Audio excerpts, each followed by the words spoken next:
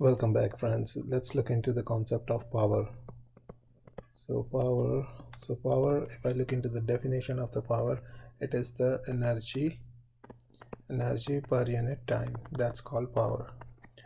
Now, if I'll take an example, let's say you're doing some work and you ended up spending 100 joules of energy, and you ended up spending this energy in let's say 5 seconds.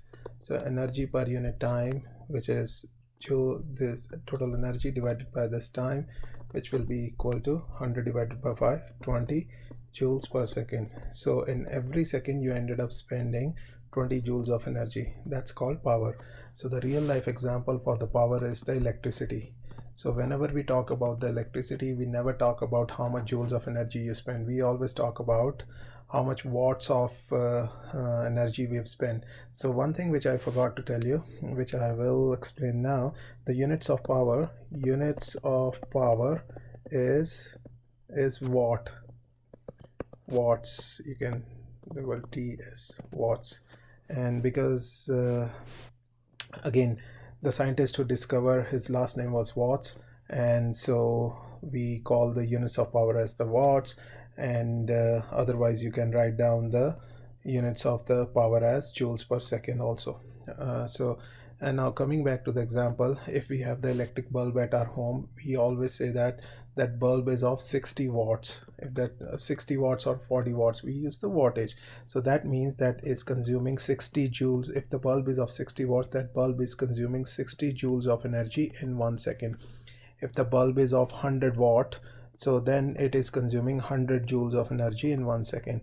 That's why the bigger the wattage will be, higher the energy it will consume. So that's the basic definition of power. And we say, as we said, there is joules per second, and the units or wattage are the units of power, and the definition will be energy per unit time. Now with this, let's look into some other formula of the power also, how we can manipulate the other energy formulas in terms of power. That's what we're gonna look into. So one of the formulas of energy, and we've said that energy has the different forms. Energy has different forms. So one of the form of the energy is potential energy. Another form of the energy is the work. So we're gonna concentrate on these two forms of energies and how we can use these energy formulas to find out the power formulas also. Power is equal to, as I said, energy per unit time. So energy can be replaced with the potential energy. Let's say we are concentrating only on the potential energy right now. So potential energy per unit time. So in this case, potential energy will be equal to mgh divided by time.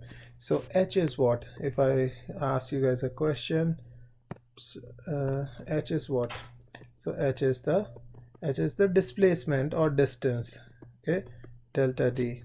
So which is equal to, I can replace it, mg delta d divided by time. So d divided by time is what? This will come out to be mg v. So this is potential energy. So the potential energy formula changes from this is the power. So we've derived the formula, a new formula for the power, if the potential energy, in terms of potential energy. So power can be written as mgv. All right. So in some of the questions where you're not given with the height and you're asked to find the power, you might be given with the velocity or the speed, and you can use that term to find out the power. So let's look into another formula, which is work. How we can find out the power by using the work formula. So work is equal to force times distance moved in the direction of force.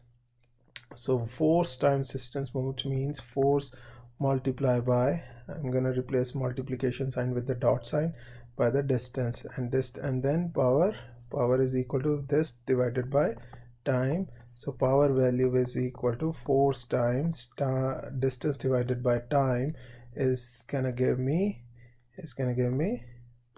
speed. So power can also be written like F dot V. So this is another formula for power. So depending upon what's the question's requirements are, we will use these formulas. Now there is another concept which I wanted to discuss, that is the efficiency concept. So efficiency.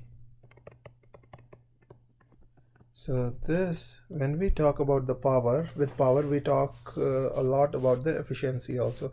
Efficiency means output upon input.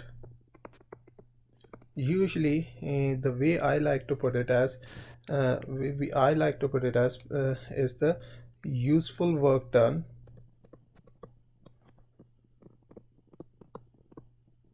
divided by input. So I'm gonna take an example. Let's say you have a car, and what happens in case of car, this is the work you're getting out of the car, and then this is the petrol or gasoline which you added into the system. From here you added, this is the engine, and you got the work, because car, what's happening is car is covering certain distance, so you're getting some work output, and some energy is going to the exhaust, going to the atmosphere as an exhaust. So exhaust. So now I wanted to find the efficiency of the car. So efficiency will be equal to output divided by input, and then output is equal to in this case is that's why I used useful work done. So useful work done in this case is W divided by input, which is P.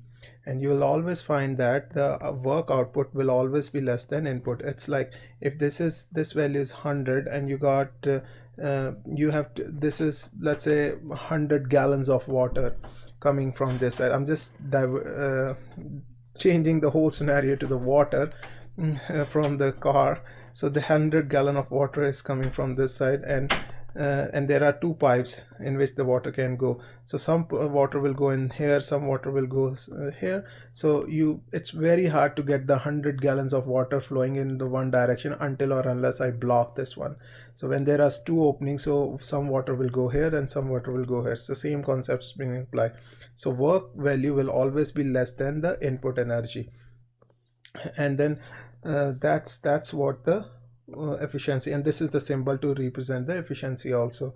And some of the cases, again, if you're going to go into the higher studies, you will find that efficiency, if I wanted to find the efficiency of the exhaust, but usually we don't find the efficiency of exhaust because exhaust is of no use. Okay, but you can say in that case output upon input, and output will become exhaust, and then input will become the gasoline which we've supplied, which is, I'm gonna use the word P here. Okay, so but most of the time you use it for something which is of our concern. In this case the useful work done which is of our concern, so I use the W upon P value. So hopefully you were able to understand something about the efficiency. In the next class, next lecture, I will talk about in detail, we'll solve some problems on the power. So see you now. Bye.